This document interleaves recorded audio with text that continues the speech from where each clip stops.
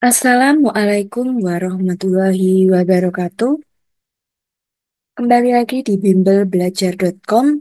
Kali ini kita akan belajar mengenai SJT dan BCK. Yuk kita belajar dari nomor satu ya teman-teman semua. Nomor satu, Anda adalah seorang wali kelas. Suatu hari peserta didik mengeluhkan cara pengajaran salah satu guru senior. Guru tersebut sering memberi tugas, tapi jarang menjelaskan penyelesaian soal kepada peserta didik. Tindakan yang sebaiknya Anda lakukan sebagai wali kelas adalah: A. Meminta peserta didik untuk memahami pola pengajaran yang dilakukan oleh guru tersebut. B. Mengkritik cara mengajar guru tersebut secara langsung meskipun ia adalah seorang guru senior. C. Berkomunikasi mengenai permasalahan ini melalui kepala sekolah agar dapat disampaikan kepada guru yang bersangkutan. D. Meminta peserta didik untuk menyampaikan keluhan mereka secara langsung kepada guru yang bersangkutan. Oke, kita bahas satu persatu mulai dari opsi A. Ya, di dalam masalah ini ada guru senior yang hanya memberikan tugas saja saat pembelajaran. Lalu sikap kita bagaimana ya Bapak Ibu sebagai wali kelas? Nah, sebagai guru kita juga harus memberikan langkah solusi dan tidak terkesan pasrah dengan keadaan ya Bapak Ibu. Mulai dari opsi A, meminta peserta didik untuk memahami pola pengajaran. Nah, ini tidak ada perubahan yang ada. Jadi salah. Lalu B, mengkritik cara mengajar guru tersebut secara langsung meskipun ia adalah seorang guru senior. Ya, kita baca opsi yang lain. C, berkomunikasi mengenai permasalahan. Nah, ini jawaban antara B dan C ini hampir sama, yaitu ada sikap ya teman-teman ya. Yang B adalah mengkritik, lalu C adalah berkomunikasi. Jadi ketika ada permasalahan, kita harus melakukan sebuah solusi. Nah, untuk yang dia meminta peserta didik untuk menyampaikan keluhan mereka, ini juga kurang tepat ya teman-teman. Jadi malah kita yang pasrah pada siswa. Jadi antara B dan C adalah kira-kira bagaimana? Jawabannya adalah yang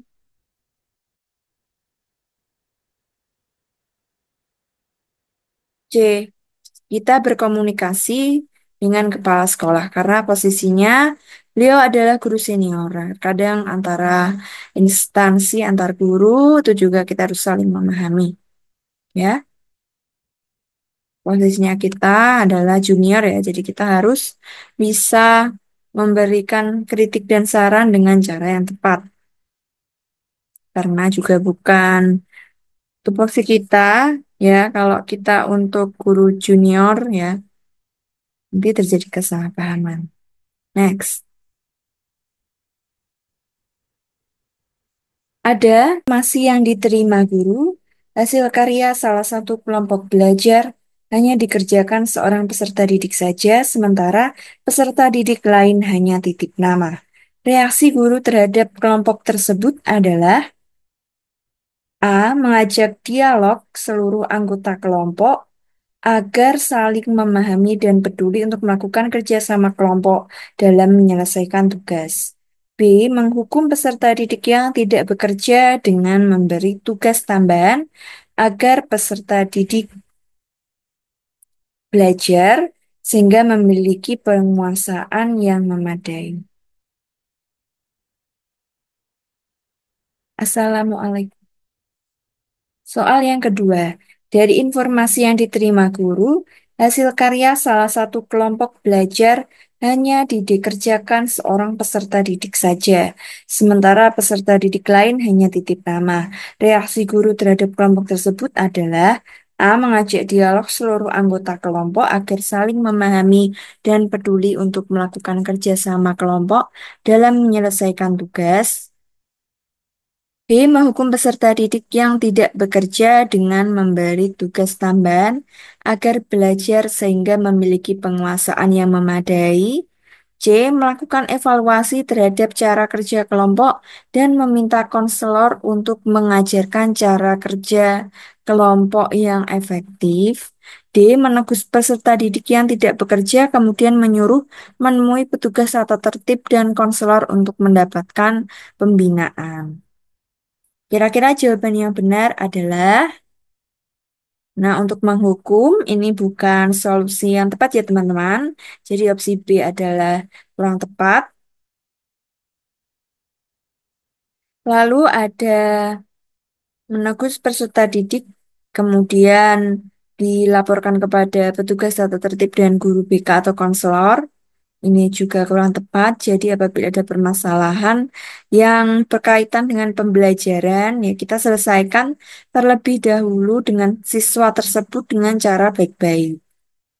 Nah, untuk sekali-kali langsung menghukum atau memberi poin adalah kurang tepat ya teman-teman. Nah, antara jawaban A dan C, kira-kira jawaban yang tepat adalah, nah ini ada, yang C itu ada memintakan selor. Jadi bukan guru tersebut ya teman-teman. Jadi jawabannya adalah A. Jadi kita harus jeli terhadap konteks soal dan opsinya. Nomor 3, ada siswa Anda yang berakhlak baik memiliki prestasi belajar rendah. Bila dalam ujian akhir nanti tidak mendapatkan nilai yang baik, maka tidak bisa naik kelas. Kebetulan anak Anda sendiri memiliki prestasi belajar yang tinggi di kelas dan sebangku dengan siswa tersebut. Menurut Anda, tindakan terbaik yang dilakukan adalah A. Meminta anak saya membantu memberitahukan jawaban untuk soal yang dianggap sulit. B. Mengingatkan cara anak saya untuk tidak membantu orang lain dengan cara yang keliru. C. Mengingatkan pentingnya belajar dan kejujuran serta meminta anak saya untuk belajar bersama temannya tersebut untuk mempersiapkan ujian. D. Membantu anak yang terancam tidak naik kelas dan menekankan pentingnya lulus ujian bagi anak maupun sekolah.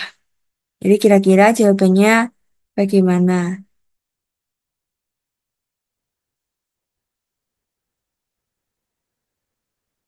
Apakah opsi A meminta anak saya membantu memberikan jawaban untuk soal-soal? Jawabannya kurang tepat ya teman-teman. Kita harus tetap mengembangkan integritas sebagai seorang guru. Lalu mengingatkan anak saya untuk tidak membantu orang lain dengan cara keliru.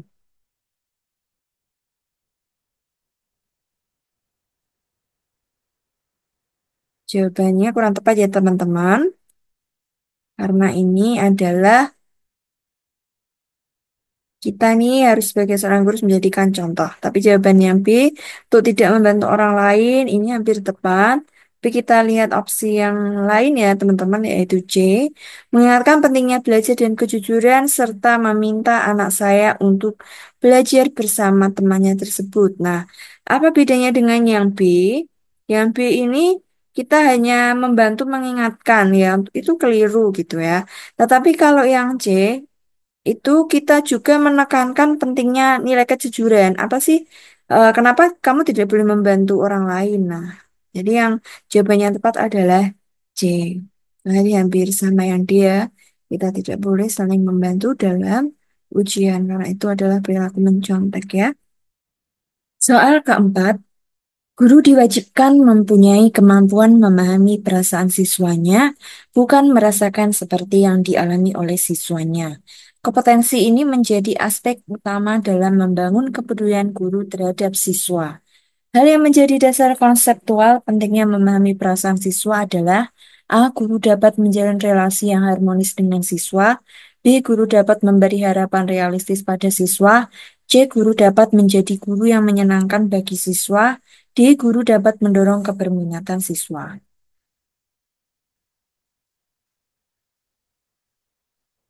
Oke, kita bahas bersama ya teman-teman.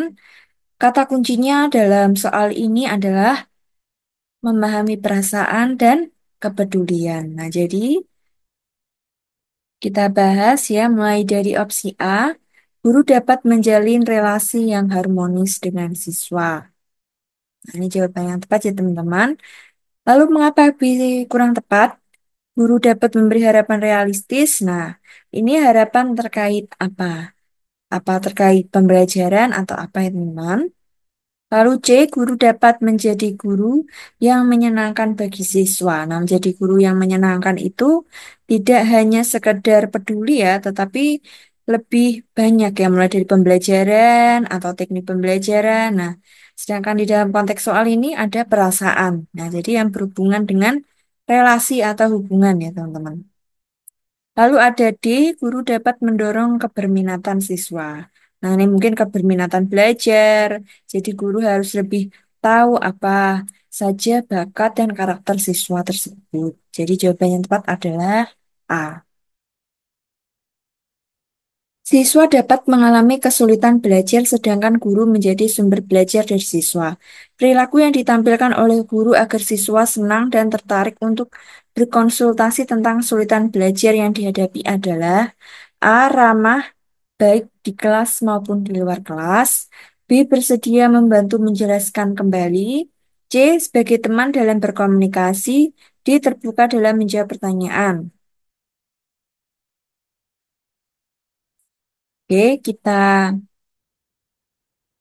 lihat jawabannya ya. Yang A. Ramah baik di dalam kelas maupun di luar kelas. Ya,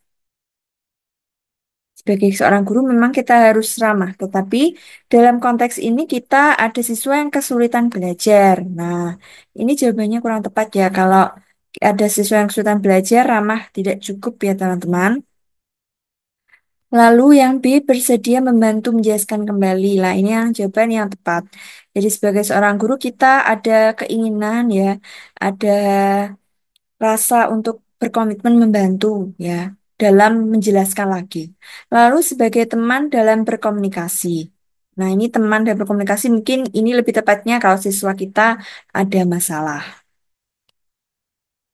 Lalu terbuka dalam menjawab pertanyaan. Nah, ini terbukanya dalam menjawab pertanyaan itu misal ada kritik atau ada soal yang mungkin anak-anak kurang paham.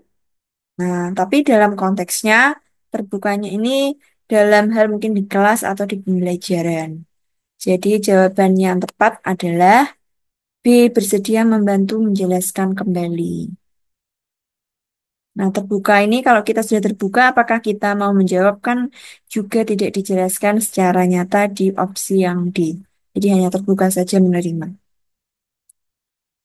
Nomor 6, Pak Hamzah mengajar siswa kelas 5. Ketika jam pelajaran berlangsung, Pak Hamzah sering meninggalkan siswanya dan hanya memberi tugas yang banyak kepada siswa untuk dikerjakan, lalu ditambah lagi dan tidak diperiksa. Hal tersebut menunjukkan bahwa Pak Hamzah ini tidak profesional. Sanksi yang tepat diberikan oleh kepala sekolah kepada Pak Hamzah adalah A. Dialihtugaskan menjadi tenaga perpustakaan. B. Diberi teguran dan pembinaan. C. Diskorsing selama 1 minggu. D. Dipindahkan ke kelas yang lainnya.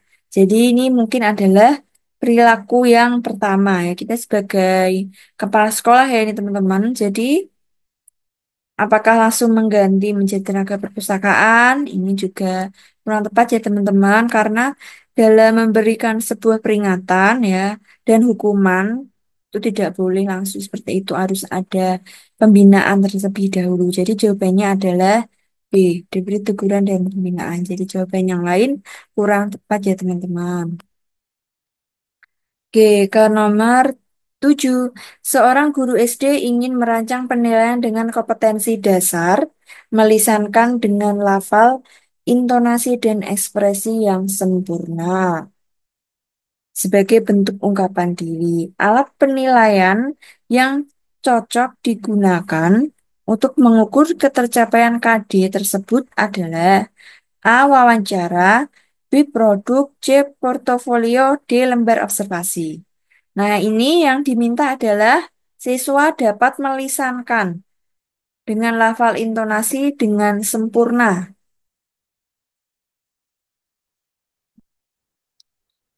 dan ekspresi yang sempurna.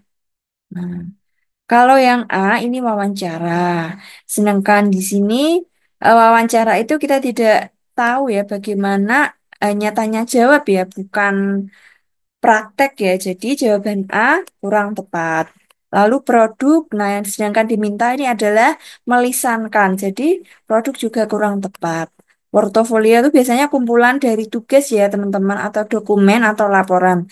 Jadi bentuknya, sedangkan ini bentuknya adalah ingin melisankan jadi kurang tepat. Jadi jawaban yang tepat adalah di lembar observasi unsur kerja.